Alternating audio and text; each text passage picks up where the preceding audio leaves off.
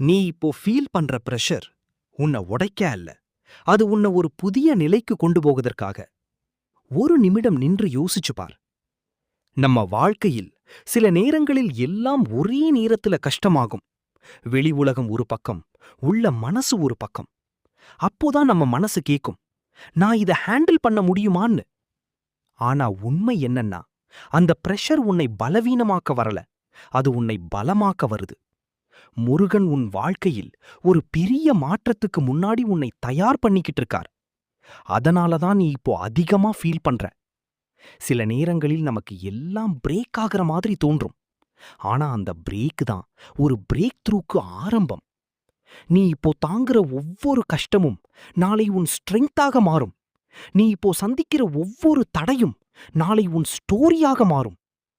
முருகன் உன்னை கைவிட மாட்டார். அவர் உன்னை ஸ்ட்ராங் ஆக்கிக்கிட்டு இருக்கார்.